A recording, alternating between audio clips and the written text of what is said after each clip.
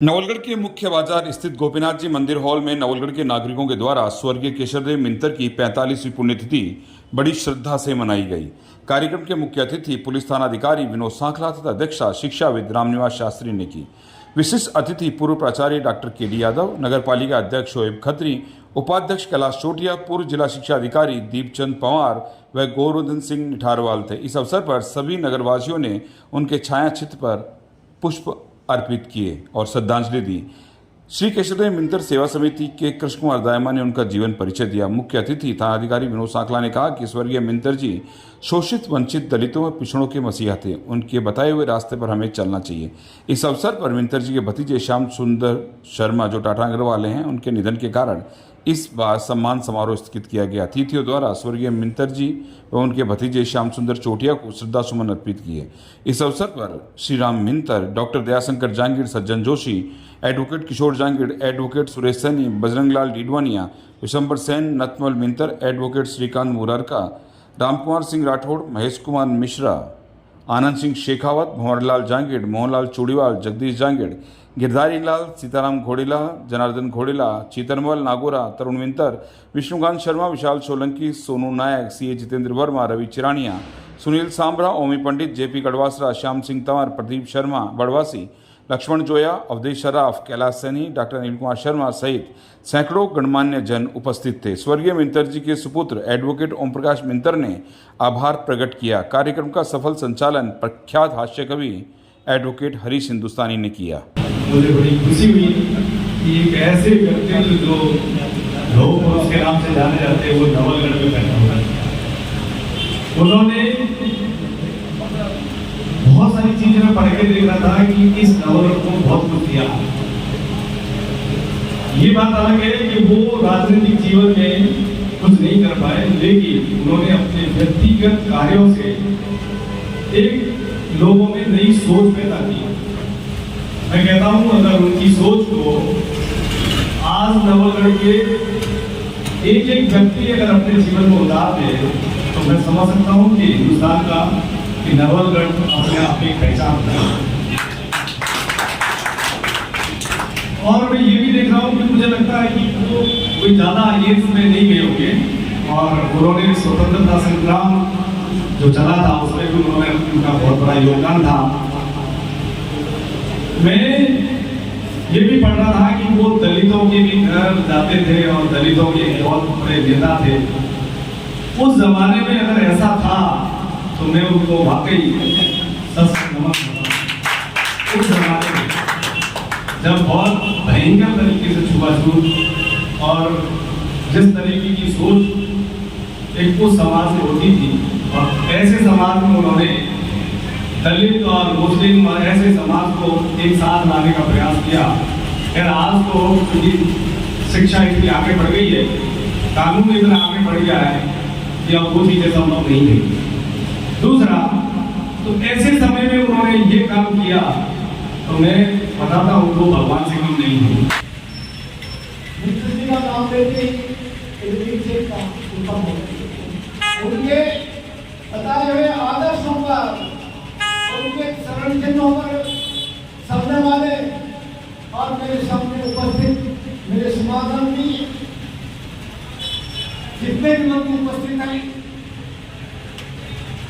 श्री ओम प्रकाश जी साहब और उनका अन्य परिवार साथी, उनके काका साहब और मेरे साथी, मैं सबको करबद्ध प्रणाम करता हूँ। मिंतर जी के होशवाद जो क्योंकि वो उनके साथ में रहा हूँ, तो हमेशा यही कहा करते थे, जब यार जीना है तो मरना सीखे, और अपने घर को ज्वालामुखी पर्वत को समझे, और स्वयं में मृगता आज भी उन लौह पुरुष के उस स्मारक पर लिखा हुआ है कि स्वयं में मृगता का मतलब होता है कि अपने द्वारा उपार्जित जो पद है उसको ग्रहण करना और सबको साथ लेकर के चलना। आज हम सभी उनके द्वारा बताए हुए रास्तों पर चलने की कोशिश करते हैं, करना भी चाहिए। और मैं कहूँ कि नवलगढ़ के ही नहीं, अभी तो पूरे झुंझुनू जिले में उनका वर्चस्व था, जो मैंने स्वयं आंखों से देखा।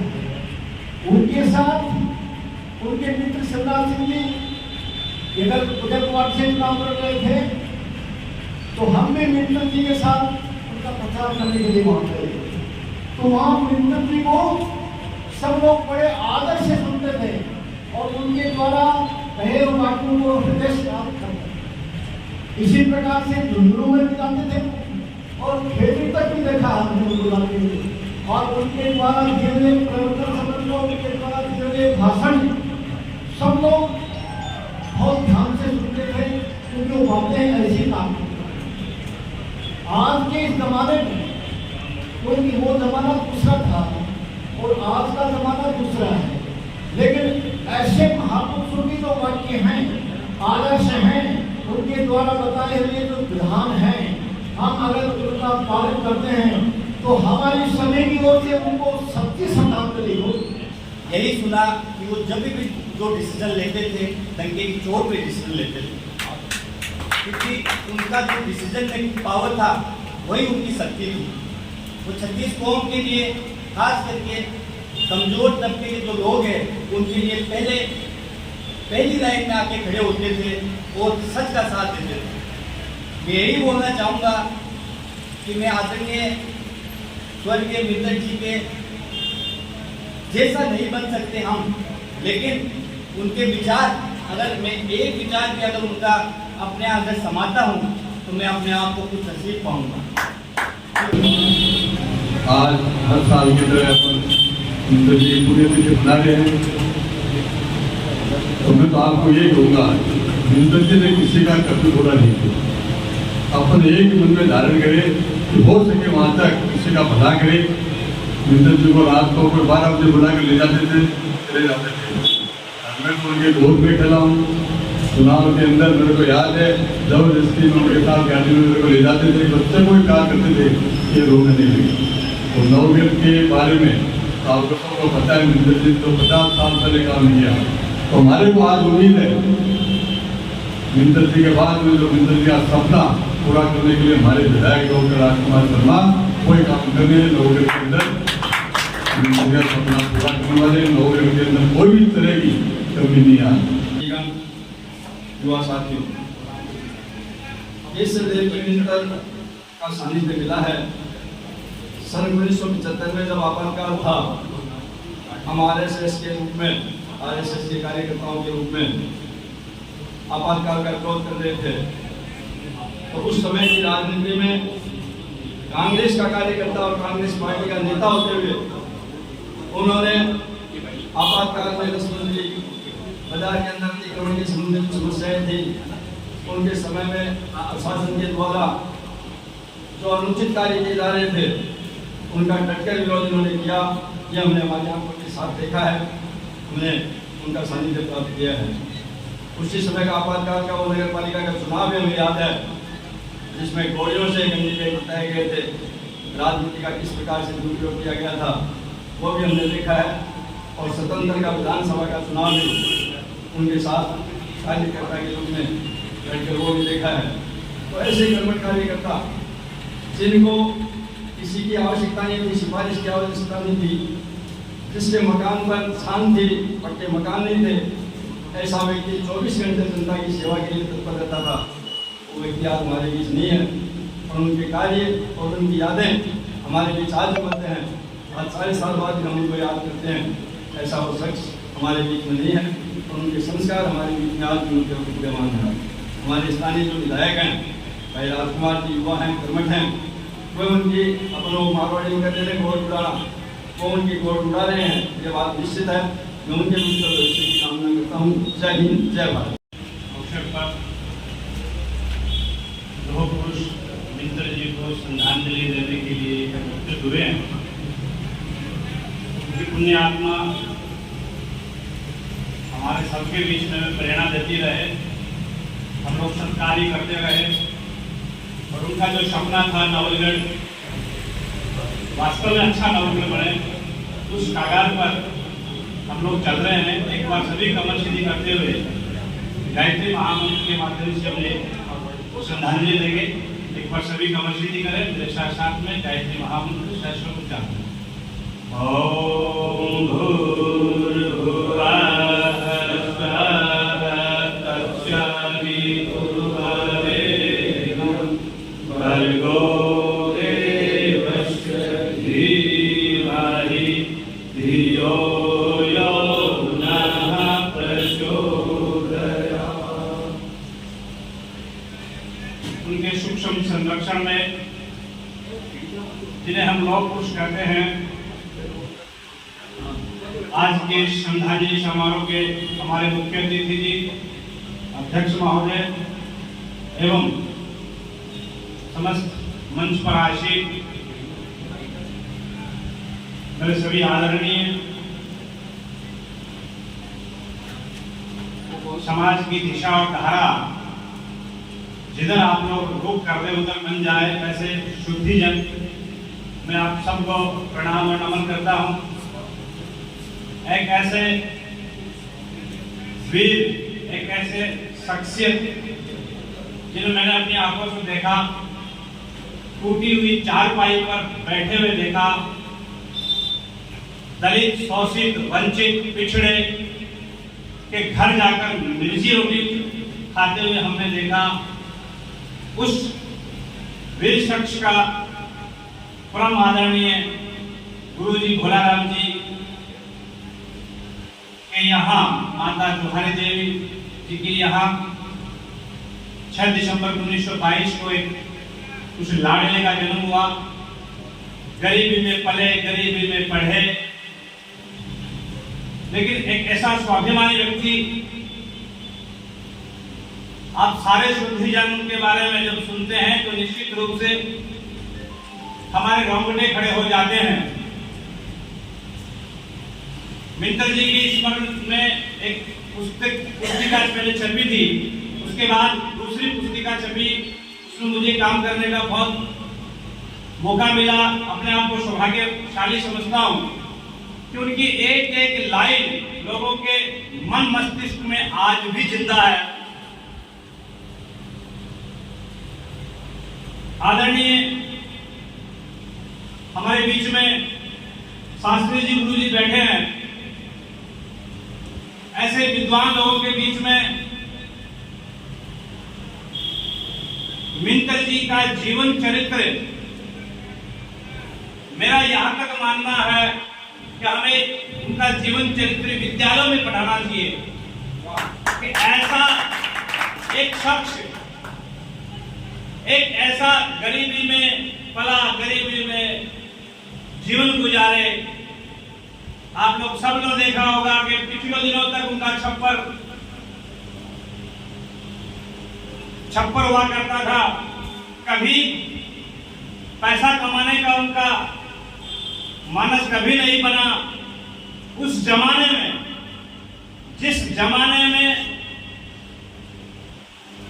दलित, शोषित, वंचित के घर जाते हुए लोगों की नाकें सिकुड़ जाती थी, आदरणीय मिंतर जी उस जमाने में 60 साल पहले, 70 साल पहले दलितों के यहाँ वो जाकर छाछ राबड़ी, मिर्ची रोटी खाया करते थे। मैं ऐसे वीर शख्स को नमन करता हूँ, वंदन करता हूँ, प्रणाम करता हूँ और आने वाले समय में आप सबसे प्रार्थना और विनती करता हूँ कि हमें मिंतर जी के कार्यों को निश्चित रूप से हमारे जनप्रतिनिधियों के बीच में नवलगढ़ बहुत विकास गति कर रहा है। आदरणीय शास्त्री जी बैठे हैं, आपके सुपुत्र, जिन्होंने आपके संस्कारों में पाला, पोषा और बड़ा किया, वो निश्चित रूप से हमारे नवलगढ़ का नाम रोशन कर रहे हैं। आने वाले समय में भी हम लोगों को मिंतर जी के कार्य को आगे बढ़ाना चाहिए। मेरा सभी शुद्धिजनों से निवेदन है कि हमने लौह पुरुष मिंतर के नाम से ये पुस्तिका पिछले दिनों ही एक नए अपडेट में, नए फ्लेवर में ये छपी है। आप सबको इसको पढ़ना चाहिए।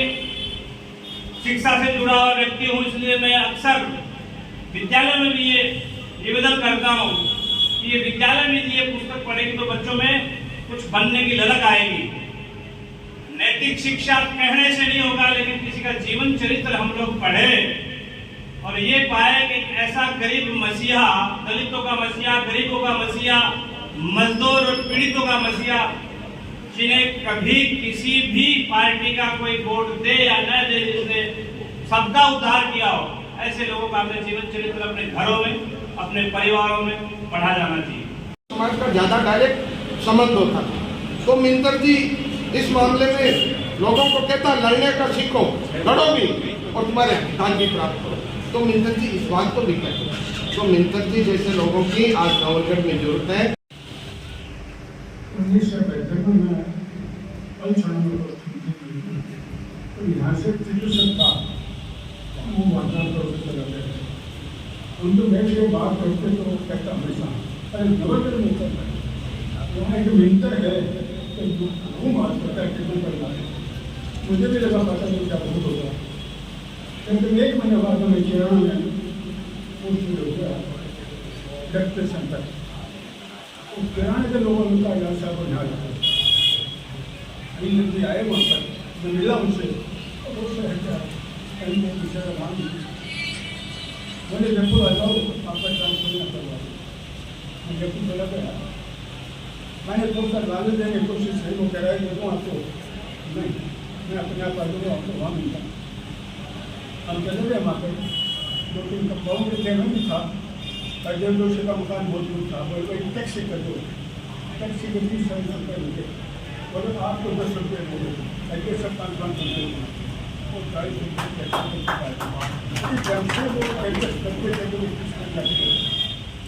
दूसरे दिन मकुनी के कमरे में रुका था, कमरे में का मंदिर आगे दिन 2 थे, हम ठीक हो गया जाएंगे। दूसरे दिन में डायरेक्टर से मिलने गया, वो भी लेने मुझे 2 नेताओं की शिकायत था, एक तो MLA मिलते हैं बोले क्या चाहते हो, मुझे भी नहीं चाहता भैया आ गया मेरी बेटा को देखे हमेशा मेरा शुक्ला का समझ था, हमेशा उनको नजदीक से देखा था, जिसको कहीं माता थे कड़क थे, उनके सामने कोई हिम्मत नहीं कर सकता था झूठ बोलने की। नेता जिनको अपने लिए किसी खास चाहत नहीं थी, उनको अपनी ओर से मिंतर जी के विशिष्टतम भक्त, उनके प्रति श्रद्धा रखने वाले जो मेरे सामने बैठे हैं, उनको मैं सबका अभिवादन करता हूँ। मिंतर जी के बारे में आज से 45 साल पहले 15 जून 1978 को मिंतर जी को गुजरे 45 साल हो। उनके बारे में जितना 2-3 किताबें भी इनके प्रकाशित किए, उसमें सभी समाज के लोगों के लेख भी है, पर उनके कुछ अनछुए तो अभी तक किसी ने नहीं बताए। मैं थोड़ा सा उस पर आपका ध्यान आकर्षित करना चाहता हूँ कि मिंतर जी को मिंतर जी बनाने के लिए इनके पीछे सबसे बड़ा योगदान इनकी माता रूहानी देवी का है। मिंतर जी देखा इसलिए करते थे और वो खेत का घर खर्चा चलाती थी और बच्चों को पालती थी। तो उस सबसे पहले मैं उनकी माता जी रूहानी देवी तो मेरी माँ से लगती है, और मेरा बचपन इनके खेत में मैं छोटा था तब से उनके साय में हमारा खेत, उनके में तो मेरा तो उनका बचपन था। तो सबसे पहले उनकी माता जी रूहानी देवी, उनका मैं श्रेय मानता हूँ। वो कहा करती थी कि इनके पिताजी भोलाराम जी पंडित ऐसे विद्यालय में गुरु थे। वो कहते थे कि मिंतर जी पढ़ते ही उनको उसी विद्यालय में नौकरी भी रखवा दिया था, टीचर की नौकरी, पर मिंतर जी के रास नहीं आई। फिर उन्होंने आज जो लक्ष्मी स्टोर है यहाँ पर मिंतर जी के पिताजी ने किराना की दुकान खुलवा करती थी। ये बात आज 45 साल हो गए, किसी ने भी ये नहीं बताई। तो फिर भी उनका वो मन नहीं लगा। वो पहले राजा पार्टी बनाई, राजा पार्टी बाद में प्रजा मंडल 1942 में स्कूल की परीक्षा छोड़ छाड़ के और वो आज़ादी का आंदोलन उनके, तो उनके बाद में दूसरी श्रद्धांजलि उनकी पत्नी श्रीमती दुर्गा भाभी, जो मित्र जी जैसे व्यक्ति की पत्नी का रहकर गृहस्थ का पालन करे, मैं उसका बड़ा बहुत ऐसा मानता हूँ कि जो कुछ आज मेरे पास जो कुछ इस मुकाम तक पहुँचने का है तो मित्र जी की माँ और मित्र जी की वाइफ का श्रेय है। सर्वप्रथम स्वर्गीय मित्र जी को मेरी और मेरे परिवार यानी उनके परिवार की तरफ से श्रद्धांजलि अर्पित करता हूँ। और मैं चाहता हूँ कि परमपिता परमेश्वर उनको अपने चरणों में स्थान दे और हरि की इच्छा हो तो ऐसी आत्मा को इस भारत की धरती पर पुनः भेजे जिससे लोगों का कल्याण हो। आज मिंतर जी की 45वीं पुण्यतिथि है। आज के इस अवसर पर मंच पर बैठे हुए राम निवास जी शास्त्री साहब,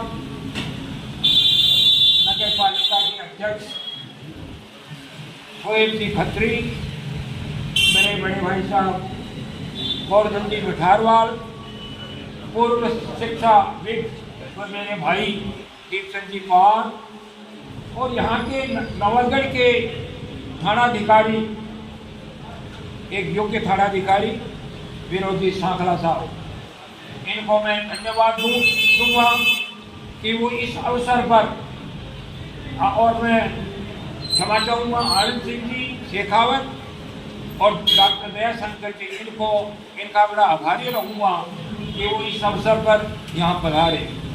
और मिंतर जी के प्रति आस्था रखने वाले आप सब उनके परिवार के लोग, मिंतर जी कभी ये नहीं कहते थे कि मेरा परिवार मैं और मेरे बच्चे हैं। मिंतर जी का परिवार विस्तृत परिवार हुआ करता था। मिंतर जी कहते ये नवलगढ़ क्षेत्र मेरा पूरा परिवार है। और वो अब उन्होंने अपने जीवन में पूरे परिवार के साथ इस नवलगढ़ क्षेत्र के लोगों के साथ रहकर काम किया। आज मिंतर जी को के शरीर को छोड़े हुए 45 वर्ष हो गए हैं, लेकिन आज महसूस करें कल किसी बात है। वो ऐसे मिंतर जी का श्रद्धांजलि समारोह है जिन्होंने दुनिया के लिए, दलितों के लिए, किसानों के लिए और यतीमों के लिए दिया। उन्होंने लोगों की सेवा की। इसलिए आज मैं आप सबका धन्यवाद तो क्या करूं, क्योंकि आप सब मिंतर जी के परिवार के हैं। फिर भी मैं आभार व्यक्त करता हूं कि आप इस अवसर पर आए। एक निवेदन मैं जरूर करूंगा कि मिंतर जी की पुण्यतिथि पर हर साल तो सम्मानित जिन्होंने अपने जीवन में, सामाजिक जीवन में या अन्य जीवन में लोगों की सेवा की है, उन दो व्यक्तित्वों को सम्मानित भी किया जाता रहा है। लेकिन आज इसलिए वो सम्मान समारोह नहीं किया जा रहा है क्योंकि मिंतर जी के बड़े भाई जो काटानगर में रहते थे, उनके इकलौते पुत्र भाई श्याम सुंदर चौकिया का अभी आकस्मिक 23 मई को निधन हो गया। 1.25 महीना भी नहीं हुआ, इसलिए केवल ये श्रद्धांजलि समारोह ही रखा गया, ये सम्मान समारोह नहीं रखा गया। इसके लिए मैं क्षमा चाहता हूँ और आप भी मेरी बात से सहमत होंगे।